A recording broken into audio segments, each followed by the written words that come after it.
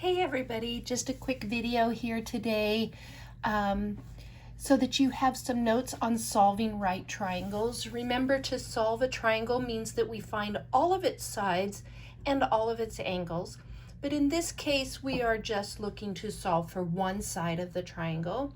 One of the beauties of trigonometry is that in a right triangle, if we know at least one side and one angle, we can find the other sides. So it's pretty handy. Let's take a look first at this first figure. We notice we have the right triangle. We have a focus angle of 41 degrees. And what we have here from this focus angle is the opposite and hypotenuse. We have the opposite and the hypotenuse, so that means we want to use sine to discover the side x. So we're going to set it up as the sine of 41 degrees equals the opposite, which is x, over the hypotenuse, which is 6. Now, if we think of this in terms of our proportions, again, proportions, I told you that it's so fabulous. We're going to think of setting it up as x equals, and then we have the sine of 41 times 6. Now, if you have your calculators, I have a TI-83. You want to make sure that you are in degrees mode. With the TI-83, you are looking at the mode, turn it on, look at the mode, and then you'll notice here that we have radian or degrees.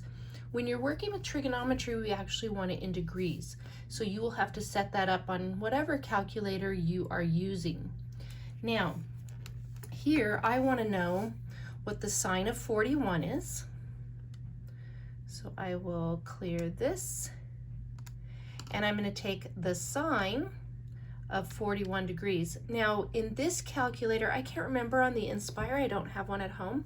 You have to close that parentheses. Okay, so make sure you do that, times 6, which gives us 3 94/100 if we go ahead and round it off. Now, this is what I'm talking about as calculator ready. What does the equation look like that I'm exactly going to be punching into my calculator? So here is actually then the answer is x equals 3 94/100 if I round. Now you always want to think about it, does that make sense? Does it make sense that this side might be close to 4 when the hypotenuse is 6? So you just want to double check that you're not completely crazily far off. Okay, let's do another one here. We have a focus angle of 34. We want to solve for x. Notice that from the focus angle, we have the adjacent and we want to know the hypotenuse. Well, if you think back to our ratios, we have the adjacent, we want to find out the hypotenuse, so this is the one that we're going to use. So we have cosine of 34 equals adjacent over hypotenuse, which is x. Now, calculator ready means that we have it ready to put into the calculator. So again, I'm going to kind of use this strategy here. I have the cosine of 34 times x equals 19. Now, if I want to solve for x, I need to divide by the cosine of 34. If I do it on one side, I'm going to do it on the other side as well. Now what happens here is I can cancel cosine of 34 over cosine of 34 is still just 1.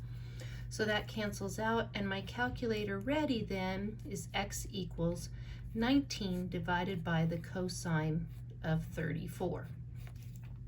I can now, excuse me, put that into my calculator, 19 divided by cosine of 34. Notice again I have to close that parentheses, and I get x equals 22 92/100. Okay, there's a couple of examples for you. I hope this helps. I look forward to seeing you on Wednesday, and we'll try a little Quizlet Live this week. Take care.